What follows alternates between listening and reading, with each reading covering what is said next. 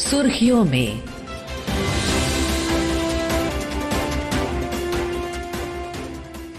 ये आकाशवाणी है। प्रस्तुत है कार्यक्रम सुर्खियों में। इसके अंतर्गत सुनिए नकली उर्वरक किसानों और पर्यावरण के लिए बढ़ती चुनौती पर चर्चा। इसमें भाग ले रहे हैं भारतीय उर्वरक संघ के महानिदेशक डॉक्टर सुरेश कुमार चौधरी। कार्यक्रम का संचालन कर रही हैं सोनू सूद। केंद्रीय कृषि मंत्री शिवराज सिंह चौहान ने राज्यों और केंद्र शासित प्रदेशों के मुख्यमंत्रियों को लिखे पत्र में अमानक उर्वरकों के विरुद्ध तत्काल सख्त कार्रवाई के निर्देश दिए और कहा कि हमें नकली एवं घटिया गुणवत्ता वाले फर्टिलाइजर्स की समस्या को जड़ से समाप्त करना होगा। इस गंभीर विषय पर बातचीत के लिए आज हमारे साथ है फर्टिलाइजर एसोसिएशन ऑफ इंडिया के director general doctor Suresh Kumar Chaudhary. Doctor Chaudhary, आपका आकाशवाणी में स्वागत है। धन्यवाद।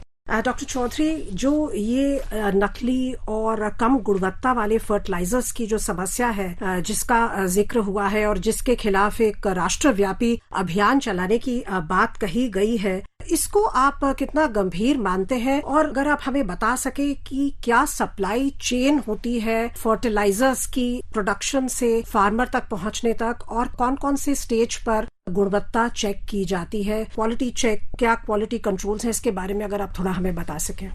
जी धन्यवाद। ये मुद्दा बहुत ही गंभीर है। गंभीर केवल इसलिए नहीं कि ये अमानक या नॉन स्टैंडर्ड्स का इस्तेमाल होता है, बल्कि मैं कहूंगा कि जो अपराध है या क्राइम है वो किसी एक इंडिविजुअल के प्रति होता हो, लेकिन ये तो ऐसा अपराध है जिसमें व्यक्ति, समाज ये तो प्रभावित होते ही है, लेकिन सबसे बड़ा जो पर्यावरण और जो जलवायु की जो समस्या है आगे की, वो सब भी इससे प्रभावित होती है। इसलिए मुद्दा बहुत ही गंभीर है। ऐसा होना बिल्कुल बर्दाश्त नहीं किया जा सकता है और इसलिए माननीय कृषि मंत्री जी ने जो अभियान का आह्वान किया है, हम सब उसका समर्थन करते हैं और हमें करना भी चाहिए। दूसरी बात, जब उर्वरक बनते हैं तो जिस फैक्ट्री में बनते हैं उस पे पूरी गुणवत्ता पर ध्यान दिया जाता है। जो 3 तरह की कंपनियां इस देश में काम करती है उर्वरकों के क्षेत्र में। पहली कंपनियां वो जो सरकार द्वारा पोषित है, जिसको पब्लिक सेक्टर यूनिट्स कहते हैं, जिसमें नेशनल फर्टिलाइजर लिमिटेड,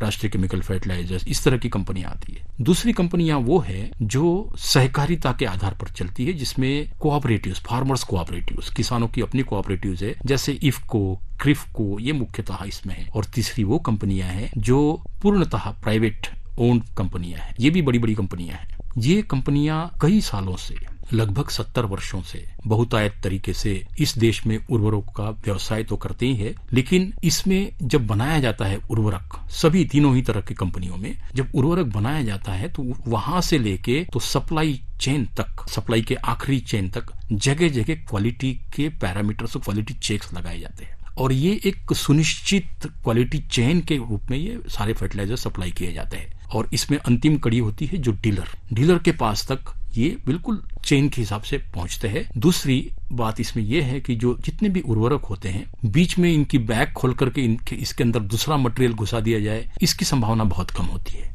वो इसलिए कि ये सारे मटेरियल हाइड्रोलाइजेबल होते हैं, कई सॉल्युबल होते हैं, नमी को ये स्वीकार नहीं कर सकते। जैसे ही नमी फर्टिलाइजर में आती है उसका फिजिकल फॉर्म चेंज हो जाता है। फिजिकल फॉर्म चेंज हो जाए मतलब अगर वो पाउडर फॉर्म में है तो उसका क्लॉट बन जाता है, अगर वो क्रिस्टल फॉर्म में है तो उसके बड़े बड़े ढेले बन जाते हैं। तो फिर वो किसानों की इस्तेमाल करने योग्य बचता नहीं है। इसलिए आपने भी देखा होगा कि जो भी खाद की बोरी आती है या उर्वरक की बोरी आती है, किसान अपने खेत में ले जाता है, खेत में ले जाने के बाद ही उसको खोलता है।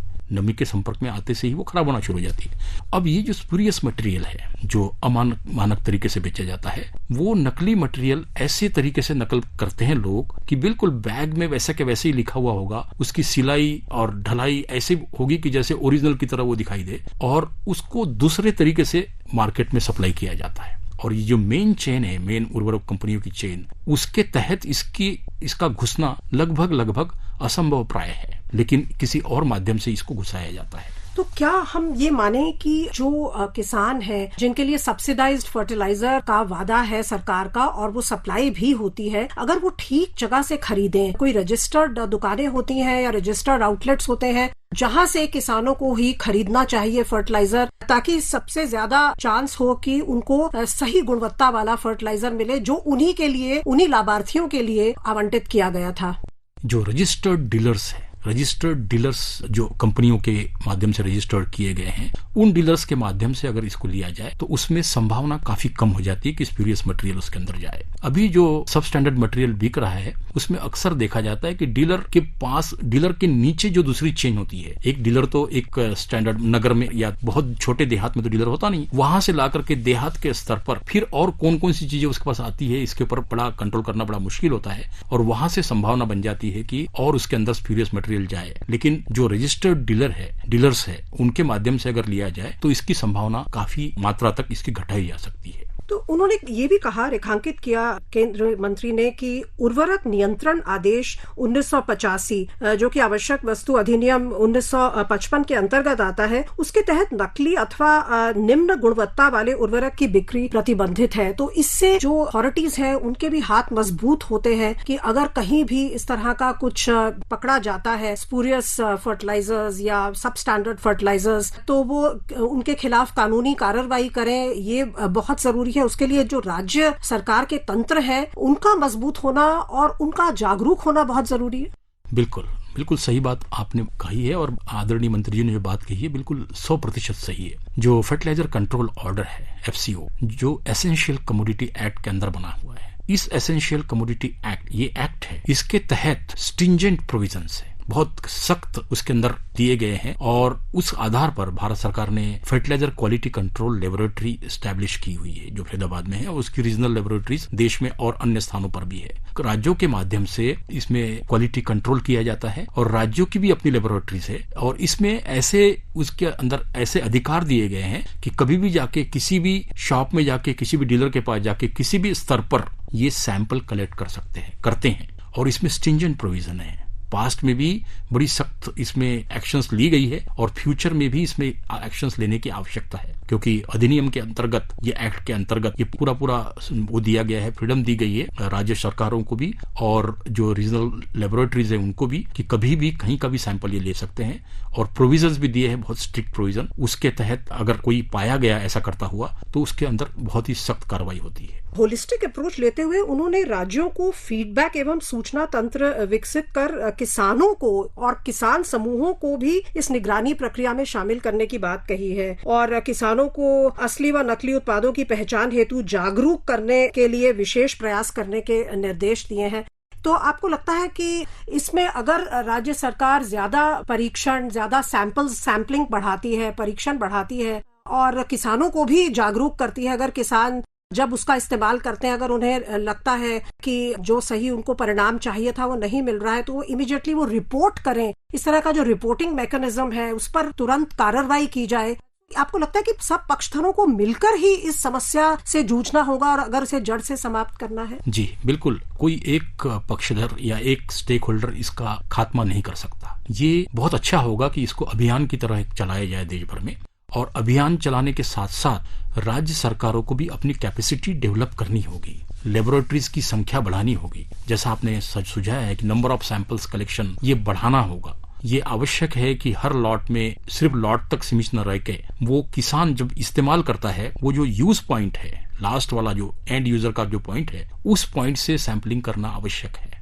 वरना ये पता ही नहीं चल पाएगा कि कब कौन सी चीज कहां से घुस गई। और दूसरा, लेबोरेटरीज की संख्या भी बढ़ानी होगी, उसमें ट्रेन्ड मैन पावर भी बढ़ाना होगा। ये सारी चीजें राज्य सरकार के सपोर्ट से ही भारत सरकार इसको कर सकती है। और एक बड़ी महत्वपूर्ण बात आपकी चर्चा में आई वो कि किसानों की अगर इसमें भागीदारी बढ़ा दी जाए तो किसानों की भागीदारी से एक जागरूकता निर्माण होगी। किसान स्वयं ही अगर सैंपल ला करके दे कि ये मेरा टेस्ट करके दीजिए, फलानी दुकान से मैंने खरीदा था, और ऐसे प्रोविजन तो ऑलरेडी एक्ट के अंदर है ही है, एक्शन लेने के प्रोविजन तो उसके अंदर है ही है, और उस एक्ट को अगर फुली इम्प्लीमेंट किया जाए, अच्छी तरह से उसका अमल किया जाए, तो मेरे ख्याल से 1 साल में 2 साल में आने वाले समय में बहुत जल्दी ही इसके ऊपर पूरी तरह से नियंत्रण लगाया जा सकेगा। आपने अभी बात करी थी कि जो नकली फर्टिलाइजर्स हैं या निम्न क्वालिटी के मिलावट वाले फर्टिलाइजर्स हैं, उनसे बहुत नुकसान होता है एनवायरनमेंट को और जो प्रोडक्टिविटी है, एग्रीकल्चरल प्रोडक्टिविटी, उसको थोड़ा सा बता सकते हैं कि एनवायरनमेंट को किस तरह से, क्या कार्बन एमिशंस या कौन कौन से तरीके हैं जिससे नुकसान होता है पूरे इकोसिस्टम को, अगर हम सॉइल की बात भी करें तो? देखिए, जो स्प्यूरियस फर्टिलाइजर्स होते हैं या सब स्टैंडर्ड फर्टिलाइजर होते हैं या निम्न गुणवत्ता वाले उर्वरक होते हैं, इसमें गुणवत्ता निम्न क्यों होती है? क्योंकि बहुत ही खराब तरह का मटेरियल इसमें मिलाया जाता है। इसमें कोई स्टैंडर्ड जो फार्मूला होगा, जैसे यूरिया है, केमिकली वो NH2CO NH2 ये होगा, लेकिन वो तो सिर्फ यूरिया जैसा दिखने वाला मटेरियल होगा, वो तो NH2CO NH2 होगा नहीं, और ना ही उसके अंदर एमाइड होगा, ना उसकी हाइड्रोलिसिस हो सकती है, ना उसका अमोनिफिकेशन हो सकता है, ना इसका नाइट्रिफिकेशन हो सकता है। तो साइंटिफिकली तो ये कुछ नहीं हो सकता। अब जब ऐसा मटेरियल पता नहीं ये ग्रेनाइट स्टोन से बना हुआ है या जो टाइल्स हम घरों में लगाते हैं सिरेमिक्स की, वो सिरेमिक से बना हुआ है, ये क्या मटेरियल है किसको पता। ये मटेरियल जब मिट्टी में मिलाया जाता है तो सबसे पहला जो नुकसान होता है, मिट्टी में जो सूक्ष्म जीव उपस्थित होते हैं उनको सबसे पहले डैमेज होता है। जो माइक्रो ऑर्गेनिजम्स वहां रहते हैं, बैक्टीरियाज, एल्गी, फंजाई, बड़ी सारी और चीजें होती है, जो नेमेटोड्स और बड़े आपके केंचुए वगैरह, इनको इमीडिएट इम्पैक्ट होता है और इनकी संख्या, इनकी जो डाइवर्सिटी है, इनकी माइक्रोबियल डाइवर्सिटी एडवर्सली इम्पैक्ट करती है और ये अल्टीमेटली चल के धीरे धीरे धीरे करके सारे एनवायरनमेंट को खतरा पैदा करते हैं। इसी तरह से पता नहीं इसके अंदर और कोई स्पेसिफिक आयन टॉक्सिसिटी हो जिसको प्लांट की रूट्स जड़ों के माध्यम से ले ले और उसको प्लांट का जो फूड मटेरियल है उसमें अगर पहुंच जाए फूड चेन में, तो वो भी आगे चल के पर्यावरण को बहुत बड़ा खतरा हो सकता है। तो इसके चलते जो और दूसरे सप्लीमेंट्स है, ऑर्गेनिक सप्लीमेंट्स या नेचुरल सप्लीमेंट्स, इसकी तरफ जरूर किसान भाइयों को ध्यान देना चाहिए। एक टैगिंग के मिसयूज की भी बात की गई है कि नैनो फर्टिलाइजर्स और जो बायो स्टिमुलेंट्स है उनको जबरदस्ती टैगिंग की जा रही है। ये क्या मुद्दा है और इसका क्या निवारण है? ये हाल ही में देखने में आया है कि कुछ जगह पर जो डीलर्स है, जब किसान खरीदने जाता है कोई फर्टिलाइजर की बैग, तो उसको वो डीलर या जो बेचने वाला है उनको बाध्य करता है कि आपको एक बोरी तब दी जाएगी जब इसके साथ आप ये 2 चीजें और खरीदो। मतलब एक बोरी सब्सिडाइज फर्टिलाइजर अगर खरीदोगे तो आपको ये चीजें खरीदना पड़ेगा, एक बोतल ये खरीदना पड़ेगा, एक बोतल वो। तो इस तरह की बाध्यता की जाती है जो अनुचित है, बिल्कुल भी योग्य नहीं है। और किसान को तो उस समय फर्टिलाइजर की जरूरत होती है, कुछ भी कॉम्प्रोमाइज करने को तैयार होता है और उसका ये पूरा फायदा उठा करके फिर लोग ये टैग्ड मटेरियल को सप्लाई करना शुरू कर देते हैं। अब ये भी नहीं पता होता है कि उसकी गुणवत्ता क्या है, वो फर्टिलाइजर कंट्रोल ऑर्डर के तहत नोटिफाइड है या नहीं है, उसका गैजेट नोटिफिकेशन हुआ है या नहीं है, उस प्रोडक्ट में क्या कंटेंट है ये भी पता नहीं है। तो ये बिल्कुल ही अनुचित है और ये बहुत ही बेकार प्रैक्टिस है, बहुत ही खराब प्रैक्टिस है। इसके ऊपर तुरंत कंट्रोल करना आवश्यक है। तो जो अभियान चलाया जाए, जो देश में नकली उर्वरकों के बारे में जो अभियान चलाया जाए,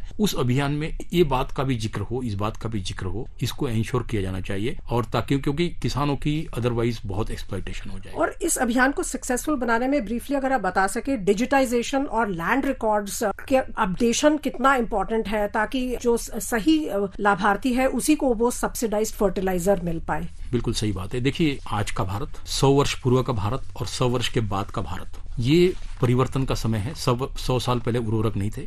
आज जो उर्वरक दिए जा रहे हैं वो सब्सिडाइज रेट में किसानों को दिए जा रहे हैं। जो 22-22.5 रुपया 1 किलो का यूरिया होता है वो 5.5 रुपए में किसान को दिया जा रहा है। सरकार उसके ऊपर लगभग 20 से 22.5-23 रुपए तक का बोझ उठाती है। ये बोझ उठा करके सरकार जो उर्वरक दे रही है, ये ऐसे कैसे तो चलेगा नहीं। 100 साल बाद ये सिस्टम आएगा कि ये डायरेक्ट बेनिफिट दिया जाए जो बेनिफिशियरी है, कि रियली जो किसान है उसी को बेनिफिट मिलना चाहिए, सबको नहीं मिलना चाहिए। ये भारत देश में तब संभव है जब हमारे सारे लैंड रिकॉर्ड्स डिजिटाइज हो जाएंगे, ताकि ये पता चले असली लैंड होल्डर कौन है, लैंड का ओनर कौन है। लैंड ओनर को मिलना चाहिए, कॉन्ट्रैक्टर को मिलना चाहिए, या जिसको लीज किया है बटाईदार को, उसको मिलना चाहिए। ये सारे मुद्दे हैं। और एरिया और क्रॉप के हिसाब से भी कितना फर्टिलाइजर मिलना चाहिए, किस क्रॉप की कितनी रिक्वायरमेंट है, उतना ही फर्टिलाइजर उसको दिया जाए, उतने ही फर्टिलाइजर पर उसको सब्सिडी मिले। सॉइल हेल्थ कार्ड में दिखाया हुआ जो अमाउंट है फर्टिलाइजर का, उतने अमाउंट में ही सब्सिडी मिले। तो ये एक मुद्दा है जिसको बहुत बृहद उस पर चर्चा की आवश्यकता है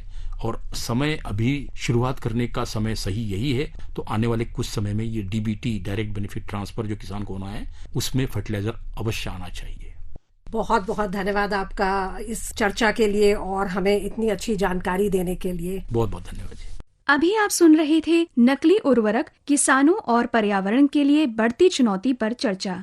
इसमें भाग ले रहे थे भारतीय उर्वरक संघ के महानिदेशक डॉक्टर सुरेश कुमार चौधरी। कार्यक्रम का संचालन कर रही थी सोनू सूद। ये कार्यक्रम आकाशवाणी के समाचार सेवा प्रभाग द्वारा प्रस्तुत किया गया।